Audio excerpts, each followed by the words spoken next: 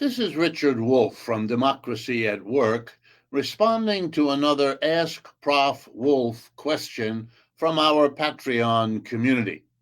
This question comes from Liz, and Liz is asking perhaps one of the most basic questions in economics. She wants to know about this thing called the surplus. What exactly is the surplus? Why does capitalism in particular seem to always be pushing to expand and grow whatever exactly this surplus is? And if there really is a surplus, what's holding back using it not for growing capitalism and making more profits, but rather for social benefits of all kinds, infrastructure, healthcare, education, and so on? So these are crucial questions, and I'd like to go right after them in terms of the surplus as the basic idea. So here it is, very simple. In human communities, it is the normal situation, as far back as we can tell, that human communities always produce more output, goods and services, food, clothing, shelter, whatever. They produce more output than the people doing the work themselves consume. Let me make that really clear. If it's a small community, if it's a large community, some portion of the people are doing the work every day, or at least 5 days of the week. They are out there using their brains and muscles to produce the goods and services for the community. Not all people are doing that work. Some people are old and are retired in many communities. Some people are babies and can't quite do it yet. And so we know that for a community to survive, the part of it that does the work has to produce more than what that group of people consume. There has to be, here we go, a surplus, an output over and above what is necessary for those doing the work to keep doing it. There has to be enough food, clothing, and shelter, not just for the people doing the work, but a surplus above that. Why? Because if you're going to sustain elderly people who aren't working anymore, the surplus is how you do it. If you're going to sustain the babies that will replace you when you age and die, then the surplus is what sustains the babies. And in human society, it's quite easy to show that over time, people figured out that you can get more apples if you hit the branches with a stick than if you're climbing up and down all the time. In other words, we learned how to become more productive. Each person working produces more of a surplus in the future than they were able to do in the past. Humans are ingenious that way. And the more the surplus grows, the more a new possibility emerges. That you have a surplus not only to take care of the elderly, not only to take care of those who might be sick, not only for the babies, but for a growing population of people who can be relieved of the work assignment and be able to sing to the community if it wants music, or to decorate the homes that we have for ourselves, to have a more aesthetically pleasing life. In other words, the surplus is what enables us to develop modern civilization. Now, in capitalism, the surplus is in a peculiar situation. Surplus, that extra, is what the capitalist system and the businessmen and women who are the employers, that's what they like to call profit. Why?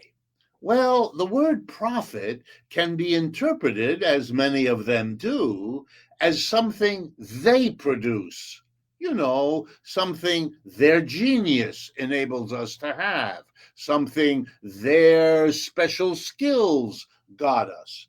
They don't like the idea of a surplus for a simple reason. If the surplus is, as I've defined it, it's the extra produced by those who actually do the work, then the question arises, if the collection of working people are the ones who produce the surplus, then the logical question might occur, why aren't they the ones to get it? Why aren't they the ones to decide what to do with it? In capitalism, the surplus produced by the employees is the profit drawn into its hands by the employers. So, of course, they don't like the concept of surplus because it assigns the productive role to their employees and raises the question, why are they there in the first place? If the workers do it, why don't they get it, this surplus? And that has been a bone of contention in economics from the beginning and to this very moment. I, of course, am among those who believe that the concept of surplus is crucial and central. And I do believe it is exactly as I've defined it. That extra that the human community has always produced more and more over time as it becomes more productive. But I'm not in favor of giving it to a small group of people called the employers. A tiny minority, by the way, in our society. The vast majority of us are the producers of surplus, and a tiny minority of us get it. That's one of the flaws of capitalism, in my judgment. But perhaps the most important issue, one that Liz's question raises, is that capitalists are constantly in competition with one another. They're always afraid that the other one will make a better version of what they're producing or a cheaper one, and therefore get all the business, and they will collapse and they will disappear and they will face bankruptcy, etc., etc. So capitalists are always trying to get more surplus out of their workers, to buy the latest machine, to get the latest gimmick, whatever, to survive. So there's this enormous pressure in capitalism to grow, to expand, to produce more. People sensitive to the environment have been screaming about the bad consequences of this rush to grow. I won't go into that. I just want to end by reminding everyone, if the surplus is, as I think it is, that excess that the human community can produce over and above what is needed to maintain the people doing the work, then the answer to Liz's question is, by all means, we don't have to grow the system with that surplus. We don't have to expand all the time. We could use the fact that we're more productive to give ourselves more free time, to spend more time in education, in artwork, in relationships with one another. There's no reason that the surplus can't be used in a way that the society as a whole wants it. One of the reasons we call our program, our project, Democracy at Work, is we want a democracy to decide how to make use of the growing surplus that economics has made possible. Liz's question is very important, and understanding the concept of the surplus, likewise, to make sense of what's going on in the world today.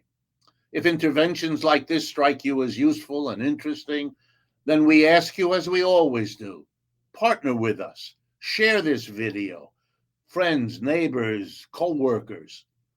And remember, there are ways of being a partner that are also useful that you can do at no cost. Sign up to be a supporter on YouTube, a member, a subscriber, that little red button. It helps enormously extend our reach. And of course, if you can help with the financial supports, that will be appreciated as well. Thank you.